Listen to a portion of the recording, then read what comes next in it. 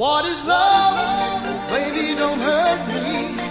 Don't hurt me no more. Baby, don't hurt me. Don't hurt me no more.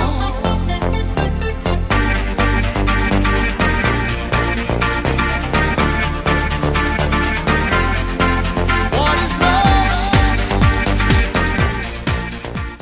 Wow. That is some horrible editing. I apologize, I just couldn't help myself. But I hope you enjoyed it. This is a video response to Life is Peachy, and we'll be talking about love. Love. But I am going to be giving you my definition of love, and I'll use a little bit of Socrates and some archaeology to back me up, amongst other things, so stay tuned. Okay, I would say that love is a timeless force that ties us to one another and gives us a chance to believe in something that is beyond just what we eat, drink, and consume. In fact, it challenges us to think outside of the box and asks us to give something to the world as a whole. I think that real love is what's going to shape the next century. The acceptance of people of all various walks of life will become paramount. Love will become indispensable to our survival in the 21st century.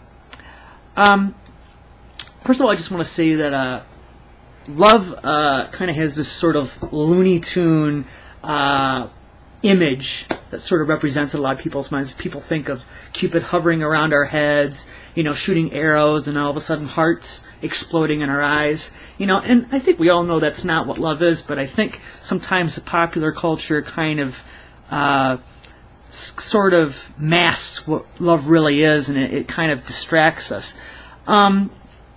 There are a lot of people that, because of this, think that love isn't real. Well, let me ask you something. If you don't think love is real, then why do you think it hurts so much when it doesn't work out?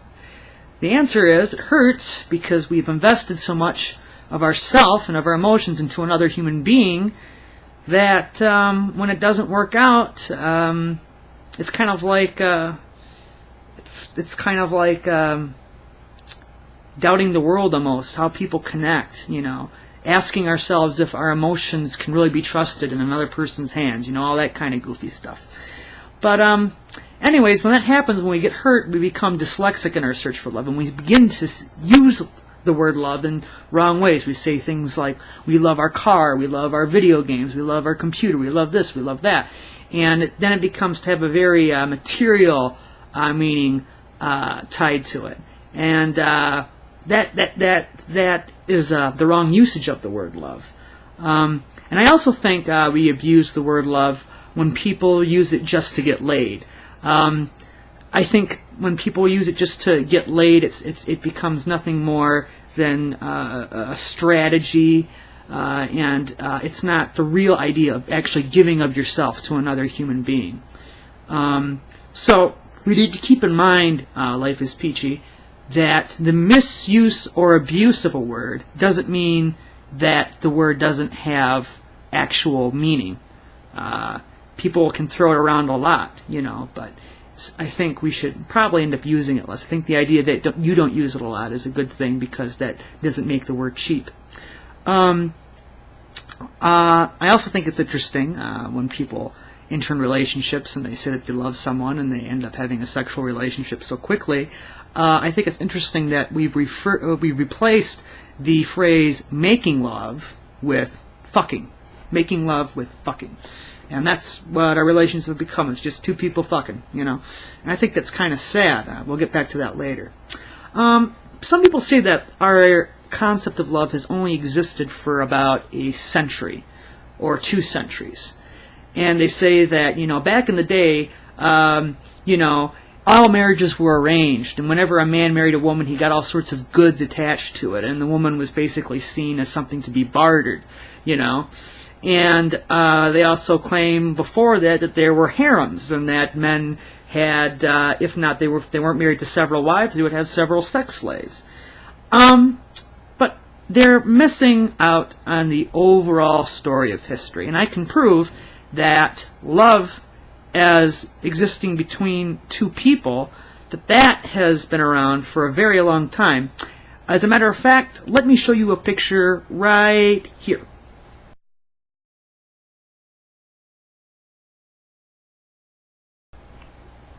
That is an archaeological dig of a Neolithic society. It's 6,000 years ago that these skeletons were buried, and it's a male and female actually hugging each other, and that shows it shows that whoever buried them thought it was important that these two be with each other forever, and that their relationship existed beyond death, you know. And also you can kind of see an equality there, because the skeletons are actually inverted, so that they both are kind of like mirror images of the other. And I think that gets lost in culture, and I think through the various masks that culture wears, that tends to get lost, but the overall story of love is still underlying everything. I would also point to literature such as such cheesy stuff, if you want to call it cheesy, as Shakespeare, and even stuff that you find in the Spanish playwright Lope de Vega. He talks about women in Spain, I think it's in the 15th century, marrying because they love somebody, not just because of economic incentive. But I'm also going to go to Socrates. Socrates, in the Symposium, argued that love is a way for the primal to connect to the sublime, so that in our drive, in our animal drive, somehow we find a connection with another person, and we find something that is kind of more nebulous.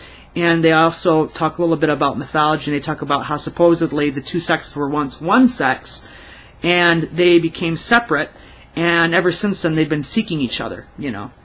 And anyways, why is this all important? I think it's important because love is what makes a society truly functional, in my opinion. Laws just scare us from hurting each other. Love, however, instills in our center an idea that all people should be respected and cared for. And that's a conclusion that you cannot come to unless you have a certain amount of love within you.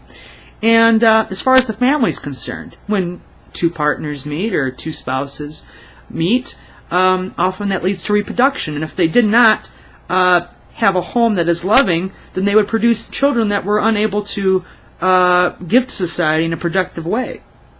And if they don't reproduce, then they should at least exercise their emotional muscles to find out what commitment means and what it means to actually invest in another human being without any strings attached. Sometimes our relationships with other human beings in the postmodern world become too meaningless because we just throw around relationships everywhere. We should really try to make a connection to one another. Why is this important to our world? Because within the 21st century, there's going to be an overpopulation problem. There's going to be a lessening of resources. And unless we learn how to share, unless we learn how to care about each other, our countries as a whole will reflect what we're thinking. And they will go back to the petty wars of past, the hate, and we'll end up in a World War III scenario. Okay? And unless we as societies learn how to mingle and love and just coexist, and we learn something called synergy, we're not going to survive as a human race. Okay? So I think that's very important. It's important to love people in society. It's important to love spouses, our families. And it's important to connect love to an overall idea that says you are not the only thing that matters. You need to give yourself selflessly to other people. You need to bind yourself with other people. And you need to contribute to the world around you. The connection between the primal and the sublime. In the end, you will find that selflessness is actually very selfish because it keeps you very happy. Because people will return your love. Almost all the time, unless they're cranky people. Well, that's the end of my rant. Thanks. Bye.